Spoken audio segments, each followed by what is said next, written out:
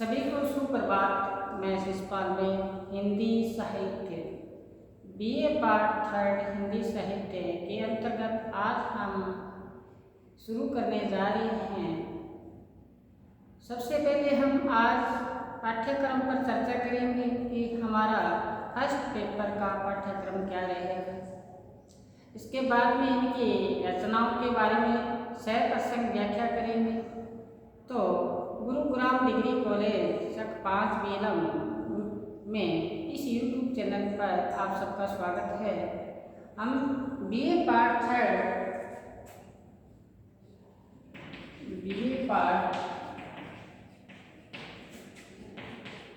हिंदी साहित्य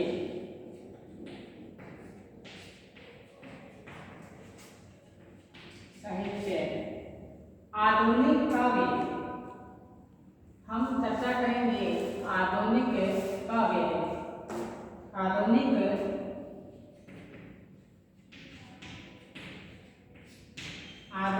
हिंदी कविता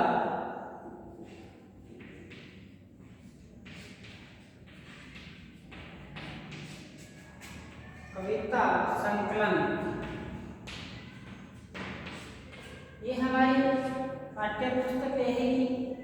आधुनिक हिंदी कविता संकलन, इसके संपादक है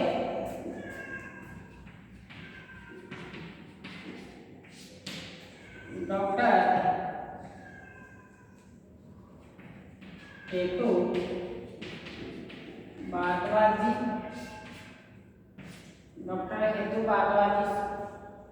तो हमारे आपको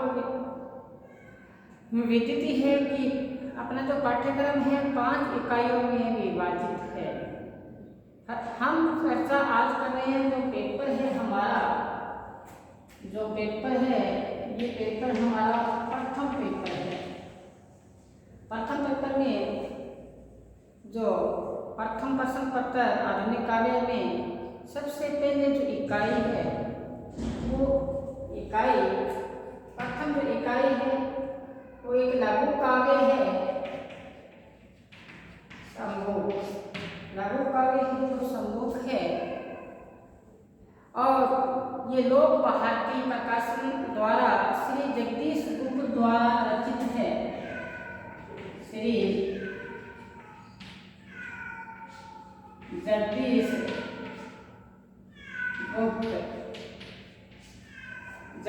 गुप्त द्वारा रचित है, लघु काव्य है ये। इसमें कई सर्गों में ये बंटा हुआ काव्य है। इसमें सबसे पहले राज दरबार है। राज दरबार के बाद में वन देवता है। जब हम इसकी सह प्रसंग व्याख्या करेंगे तब एक एक बिंदु पर हम गहराई के साथ चर्चा करेंगे। तो हमारी प्रथम इकाई रहेगी सम्मुख लघु काव्य रहेगी। इसके बाद में जो सेकंड है मैथिली शरण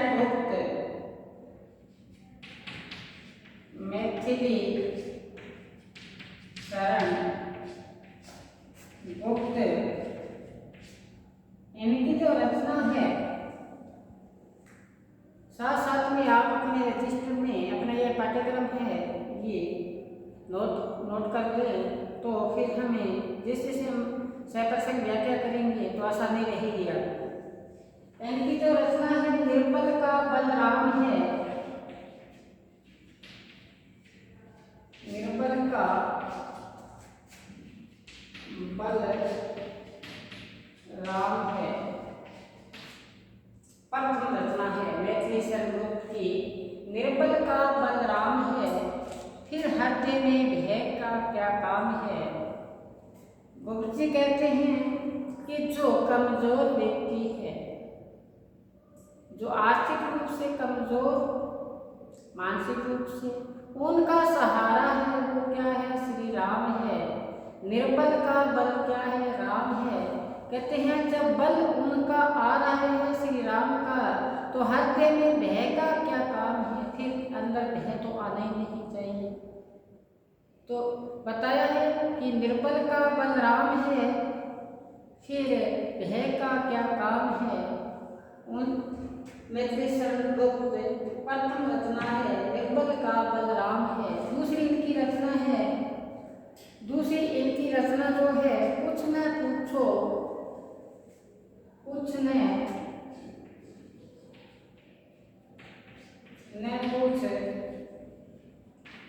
न पूछ मैंने गाया, कुछ न पूछा मैंने गाया। एक आशावादी कविता है। कवि के रूप में गोविंद जी कहते हैं कि आप मेरे से मत पूछो कि मैंने कविता में क्या अंकित किया है, क्या मैंने गाया है, क्या मैंने लिखा है। ये तो सब ईश्वर की देन है। तो कुछ न कुछ मैंने क्या गाया। इसी प्रकार तीसरी इनकी जो रचना है वो है जीवन का अस्तित्व। जीवन का अस्तित्व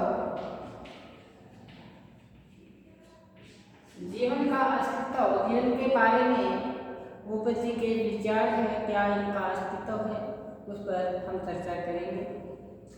तो सबसे पहले संभोग जो एक लघु काव्य है जगदीश गुप्त द्वारा रचित एक सुधर ऋषि संभोग, इनका वध श्री रामचंद्र जी के द्वारा किया जाता है। उसके बारे में यहाँ प्रतिपक्ष राकत तिलक के माध्यम से गुप्त जी ने जो वर्ण व्यवस्था है उसका यहाँ वर्णन किया गया है। राम राज्य के अंतर्गत कि ब्राह्मण का बेटा काल मृत्यु को प्राप्त होता है और वो राम दरबार में आकर विलाप करने लगता है, चारों तरफ से हाहाकार मच जाता है। उसी समय चारों तरफ ये आवाज उठने लगी कि राम राज्य में एक ब्राह्मण का सूत यानी बेटा कैसे अकाल मृत्यु को प्राप्त हुआ। तो इसका निस्तारण करने के लिए जब विश्वामित्र जी अपनी कुटिया से श्री राम के पास आते हैं तो नारद जी मिल जाते हैं। नारद जी कहते हैं अब नहीं होगा राम का कल्याण। तो वशिष्ठ जी कहते हैं क्यों नहीं होगा। तो बताया इस प्रकार से ये कथा ली हुई है, काफ़ी विस्तृत, काफ़ी बड़ी एक कविता है। इसके बारे में हम चर्चा करेंगे एक एक, जैसे इनके सर्ग है उस पर चर्चा करेंगे। राम दरबार है, वन देवता है, दंडक वर्णन है, इस पर चर्चा करेंगे। अब दूसरी जैसे इनकी रचना है जयशंकर प्रसाद। देखें 3 नंबर पर हम डालें तो जयशंकर प्रसाद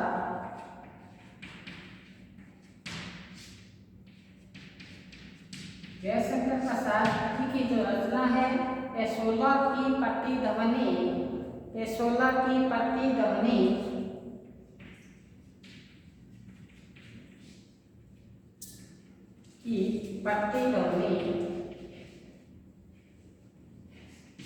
इनकी रचना है 16 की पट्टी ध्वनि।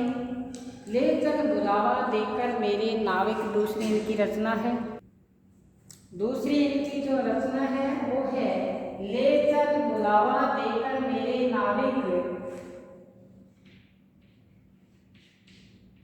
ले चल बुलावा देकर मेरे नाविक। ये पलायनवादी रचना मानते हैं। कहते हैं मुझे ऐसे कोलाहल से रहित ऐसी जगह लेकर चलो जहां अंबर इस दरा को एकच कहानी कहता हो। ऐसी निर्जन जगह पर लेकर मेरे को चलो तो ले चल बुलावा देकर मेरे नाविक। इस प्रकार से इनकी दूसरी ये रचना है जयशंकर प्रसाद की। हमने चर्चा की मैथिली शरण गुप्त की निर्बल का बलराम है तो भय का क्या काम है। जिनका सहारा श्री राम है, जो कमजोर व्यक्ति है, या ऐसे कह लो कि कहते हैं निर्बल को मत सताइए जानकी मोटे हाय। मरे जीव के चाम सो लोहे भस्म हो जाए। निर्बल है उनको सताना नहीं चाहिए। कहते हैं कि जिस प्रकार से चमड़ी से बना हुआ, खाल से बना हुआ यंत्र से लोहे भस्म हो जाता है तो इनकी हाय बुरी होती है। तो यहाँ बताया है गुप्त जी ने कि निर्बल का बलराम है तो हृदय में भय का क्या काम है। राम कौन से बताए कि राम वो ही जो पतित पावन है, जो पतितों का भी क्या कर देते हैं, पावन कर देता है, परम दया का धाम है, उनका जो दरबार है वो पावन है, ऐसा धाम बताया।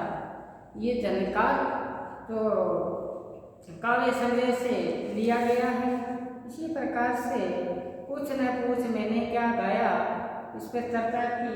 ये एक बार अपने रजिस्टर में अंकित कीजिए, शाम्भोग और जयशंकर प्रसाद। फिर हम चर्चा करें आगे। एक बार ये रजिस्टर में अंकित करें, आप हो सकते हैं हम आगे।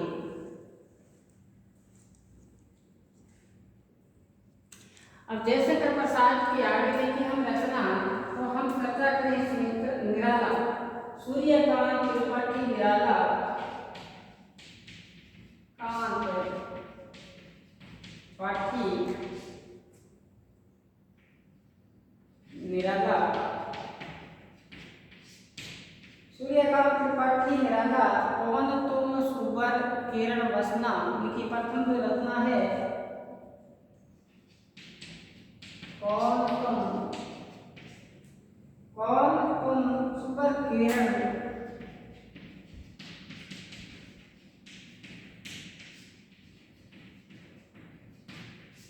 एक प्रकृति को नारी के रूप में आलंबित किया गया है। कौन तुम सुबर किरण वसना। दूसरी इनकी जो कविता है वो है जूही की कली, जूही की कली। और तीसरी है संध्या सुंदरी, संध्या सुंदरी। इनकी 3 रचना है, सूर्यकांत त्रिपाठी निराला की सुबर किरण वसना, जूही की कली और संध्या सुंदरी। ये 3 रचनाएं हैं, सब छोटी रचनाएं हैं, बड़ी ही प्यारी रचना है। इसी प्रकार से फिर आती है सुमित्रा नंदन पंत, पंत की रचना सुमित्रा नंदन पंत की है जो रचना है। एक तो है मौन निमंत्रण, पंत की मौन निमंत्रण। मौन निमंत्रण में एक अज्ञात सत्ता उनको अपनी ओर आकर्षित करते हैं। किस प्रकार से एक संकेत देते हैं, उनको बुलाते हैं। एक रहस्यवादी कविता है मौन निमंत्रण, और दूसरी है एक तारा। दूसरी इनकी एक तारा, कौन सी है, एक तारा। और फिर महत्वपूर्ण है नौका विहार, नौका विहार।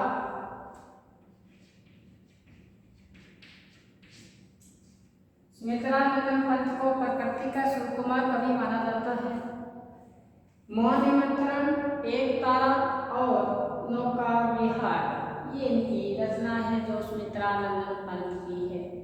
एक बार लिखा, हमने मनन किया, हमें याद हुआ। कौन सा प्रथम प्रश्न पत्र आधुनिक काव्य हिंदी, आधुनिक हिंदी कविता संकलन किया है हेतु भारद्वाज जी ने। इनकी जो रचना हमने पढ़ी है सुमित्रा नंदन पंत की, कौन सी है, मौन निमंत्रण, एक तारा और नौका विहार। आगामी दिन तो हम आगे चर्चा करते हैं महादेवी वर्मा, महादेवी वर्मा। महादेवी वर्मा की जो रचना है देखो, जो तुम आ जाते एक बार, जो तुम आ जाते एक बार, जो तुम आ जाते एक बार,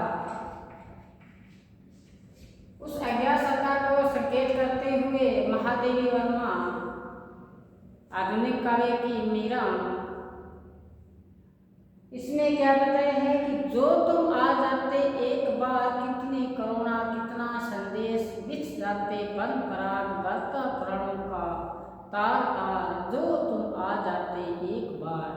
कहते हैं मेरे प्रीतम उस अज्ञात सदा, एक बार आप मेरे पास आ जाते, आपके पास भेजे गए करुण रूपी संदेश, व्याकुल रूपी जो संदेश, वो कहते हैं पराग रूपी आपके पथ पर बिछ जाते, और मेरे प्राणों का जो तार तार है, रोम रोम है, आपके गुणगान करते।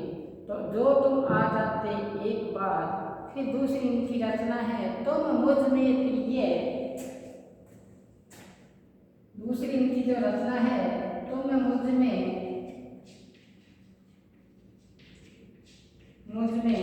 प्रिया या प्रिय, तो प्रीत्य क्या,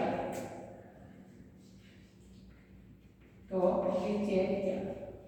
कहते हैं प्रीतम मेरे हृदय के अंदर बसे हुए हो, विराजमान हो मेरे घट के अंदर, तो आपका फिर प्रीत्य देने की आवश्यकता ही क्या है।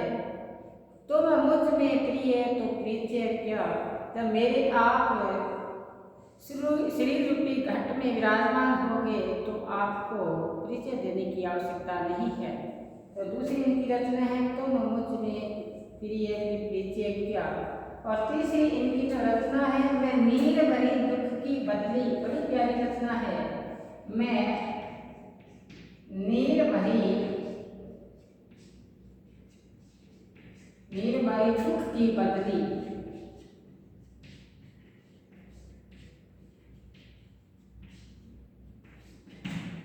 ये जो बादल गड़ा घान उमड़ते हैं उसके बारे में बताया है कि मैं तो दुखों से भरी हुई वो बदली हूँ, उमड़ी आज से मिट कर चली, आसमान का विस्तृत कोना न मेरा होना, उमड़ी कल थी मिट आ चले, मैं नीर भरी दुख की बदली।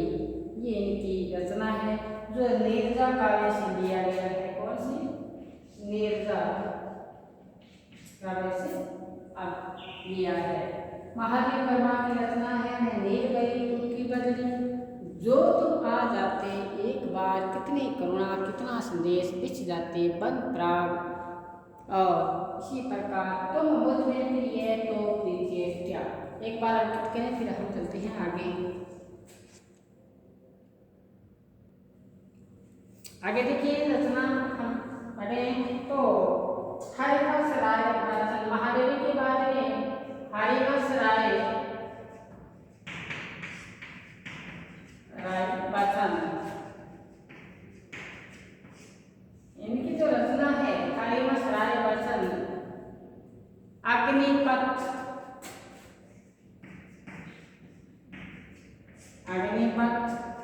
और दूसरी जो रचना है वो है सोन मछली। अग्निपथ जीवन है, ये अग्निपथ है, इसमें आगे ही आगे बढ़ना है, पैरों को गतिशील बनाए रखना है, हमें नियंत्रण अपने कार्य को करते हुए सदैव आगे ही आगे बढ़ने का संकेत दिया है, क्योंकि जो ये जीवन रूपी पथ है ये अग्नि का पथ है। सुमित्रा यहाँ हरिवंश राय वचन जी ने बताया है। दूसरी इनकी कविता है वो है सोन मछली कि पिया लाते सोन मछली, इसके माध्यम से एक लोभवृत्ति पर व्यंग्य किया गया है।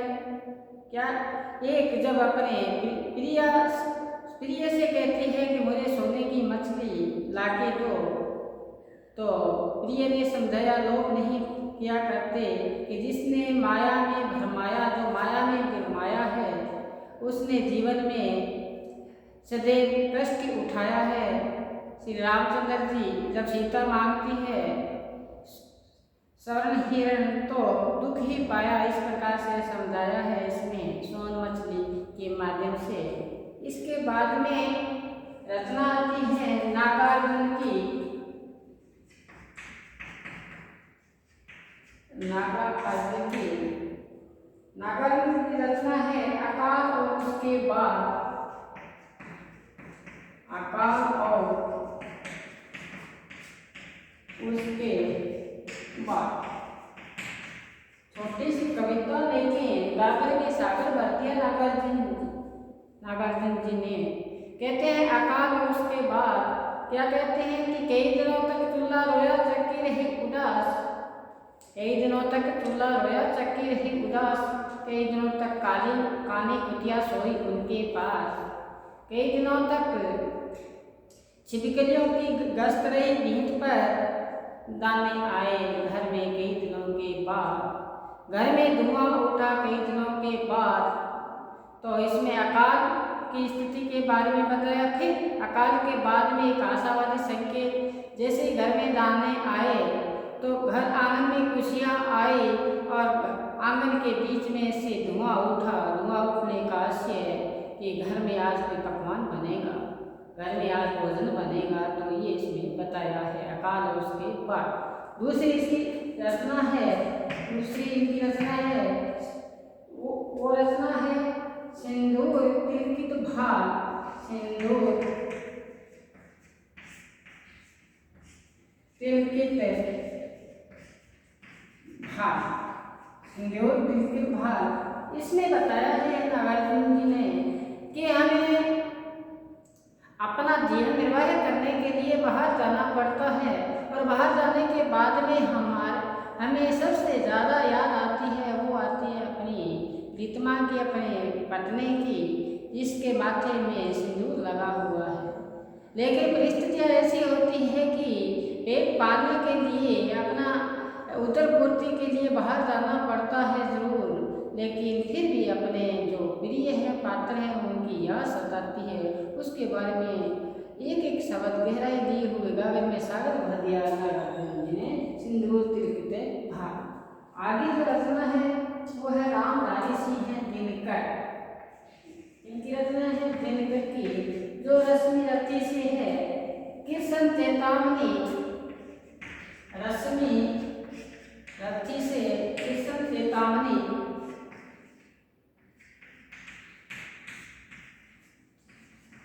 कृष्ण चेतावनी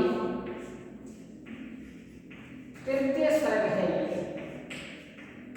जानकारी से दिनकर द्वारा लिखा हुआ रश्मि रति, इसमें कृष्ण चेतावनी का तृतीय सर्ग है। जब श्री कृष्ण दुर्योधन को समझाने के लिए हस्तिनापुर जाते हैं और मांग रखते हैं, दुर्योधन को समझाते हैं, दुर्योधन मानते नहीं है। कहते हैं आप पूरा ग्राम रख लो लेकिन इस पांडवों को 5 ग्राम दे दो। तब दुर्योधन आवेश में आकर श्री कृष्ण जी को बांध नहीं चला। तो कहते हैं आज दुर्योधन बांध मुझे, आज दुर्योधन बांध मुझे।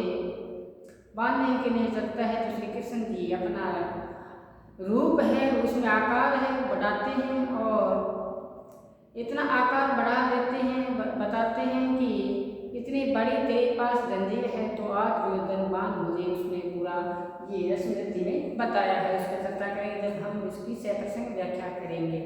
इसके बाद में सचिदानंद हिरानंद वाचन अज्ञे की जो रचना है असाध्य वीणा।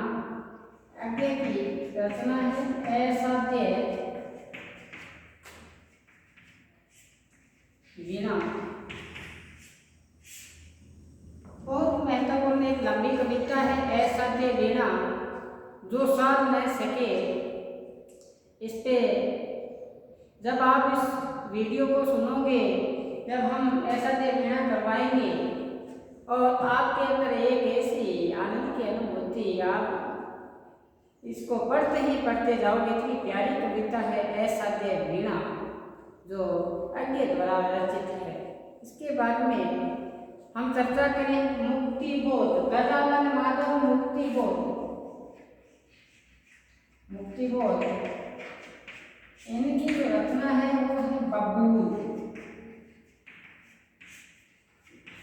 आपने सड़क के किनारे लगे हुए पेड़ देखे होंगे और जो मरुधरा में पेड़ लगे हुए हैं सड़कों के किनारे, वहाँ पीपल तो पनप ही नहीं सकता और अन्य जो है हरियाली लिए हुए वृक्ष है वो नहीं पनप सकता। वहाँ पनपेगा तो कौन सा पेड़ पनपेगा? बबूल। जो शाखाओं, जो पत्तियों से रहित छोटी छोटी पत्तियां लिए हुए कल्टीदार जो पेड़ है वो। अब देखो कि यहाँ मुक्ति बोध जी ने उस पेड़ के माध्यम से एक जो तिरस्कृत, जो त्यागा हुआ व्यक्ति है उसको व्यक्ति मान लिया गया, जिसको बबूल को, और उनकी जो मानवीय संवेदनाएं हैं उसको यहाँ बताया गया है कि बबूल भी चाहता है कि पूरी सृष्टि को आलिंगन करूं, मेरे में भी क्या आए, यौवन आए, और यौवन आता है तो कहते हैं ये शर्माता है। बड़ी ही प्यारी कविता है ये बबूल, उसको पढ़ेंगे हम जब सह प्रसंग व्याख्या करेंगे तब। तो हमने देखा मुक्तिबोध की रचना कौन सी है, बबूल। इसके बाद में इसकी बबूल है और टांग है दूसरी रचना। अब आगे जो इकाई हमारी चौथी है उसमें आता है सुदामा पांडे धूमिल। कौन सा, धूमिल। धूमिल की जो रचना है वो देखें, धूमिल है इनकी रचना गरीबी। प्रथम रचना इनकी है गरीबी। गरीबी पर इन्होंने 4 पंक्तियां लिखकर हमें जोर दिया है कि गरीबी एक खुली किताब है जिसको कई लोगों ने पढ़ा, कईयों ने पन्ने पलटे, कईयों ने चित्र देखे और वैसे कि वैसे उनको तहखाने अलमारी में रख दिया। गरीबी एक खुली हुई किताब है जिसको कई लोगों ने पढ़ा, कई लोगों ने उनके चित्र देखे और कई लोगों ने इनके पन्ने पलटे और फिर वैसे के वैसे ही उस अलमारी में तहखाने में रख दिया जहाँ से उसको उठाया था। तो गरीबी वैसे की वैसी विद्यमान है। इस पर चर्चा की है धूमिल जी ने। धूमिल जी की रचना है कौन सी, गरीबी। तो ये आप एक बार रजिस्टर में अंकित करें, फिर चलते हैं आगे। धूमिल जी की रचना पर चर्चा की, गरीबी। धूमिल जी की रचना की गरीबी। दूसरी इनकी जो रचना है वो है 20 साल बाद। 20 साल बाद। और तीसरी इनकी जो रचना है वो है लोहे का स्वाद। लोहे का स्वाद। देखो इनकी 3 रचनाएं बताई। गरीबी, 20 साल बाद क्या परिवर्तन आया, भारत स्वतंत्र होने के बाद में व्यवस्था वैसी की वैसी पड़ी है। इसी प्रकार लोहे का स्वाद, कहते हैं लोहे का स्वाद कौन जानता है, लोहे जिसने अनुभव किया है कि लोहे पर जो चोट लगी या लोहे के जो घोड़े के मुंह में जो नाल होती है वो ही उस बात को जान पाता है, लोहे का स्वाद। और आगे जो रचना है रघुवीर सहाय की, आगे रघुवीर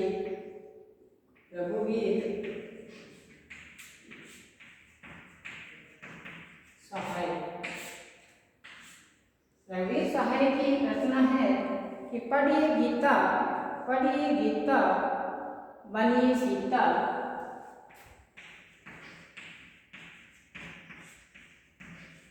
गीता पढ़िए गीता, इसमें संदेश दिया गया है आप किस प्रकार से दूसरों के आदर्श का पालना कर सकते हैं। इसी प्रकार से इनकी दूसरी रचना है एक रंग होता है नीला। एक रंग होता है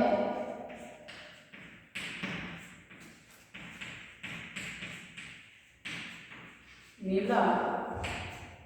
एक रंग होता है नीला। और तीसरी इनकी जो रचना है हमारी हिंदी एक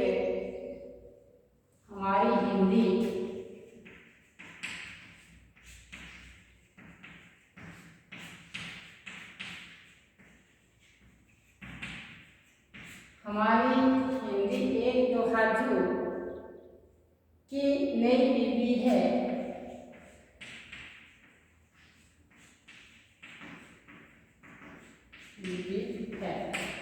ये इनकी रचना है रघुवीर सहाय की। और फिर आगे है हंसो हंसो जल्दी हंसो।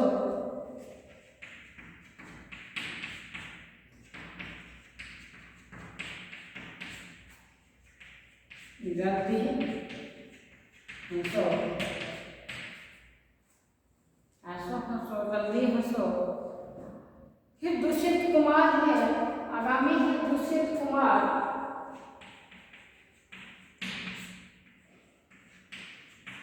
है गजल है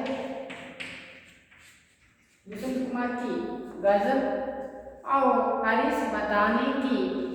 आगामी हमारी कवि है बादानी, हरीश मदानी।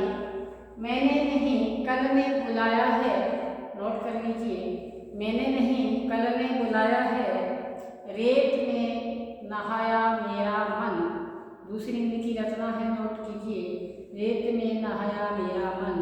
जब भी आप क्लास सुनो तो आपके साथ में पेन रजिस्टर होना चाहिए, जो महत्वपूर्ण बातें आए उसको अंकित करते जाएं। दूसरी रचना बताई, रेत में नहाया मेरा मन और प्यास सीमाहीन सागर, प्यास सीमाहीन सागर, उड़ना मन मत हारे सुपलना, इनकी रचना है। फिर है नंद किशोर आचार्य, नंद किशोर आचार्य, नंद किशोर आचार्य, नंद किशोर आचार्य की रचना है समतल नहीं है, समतल नहीं है शहर।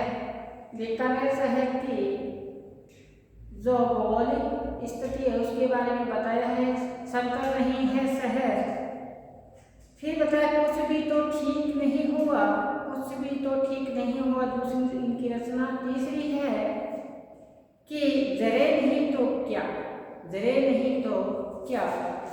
इसी प्रकार फिर हमारी जो पांचवी इकाई बनती है वो है आधुनिक कविता का इतिहास।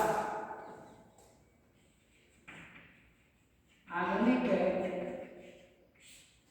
कविता का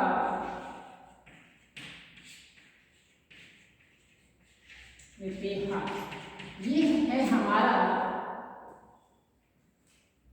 फर्स्ट पेपर, प्रथम प्रश्न पत्र पर आज हमने अध्ययन किया, पाठ्यक्रम पर किया।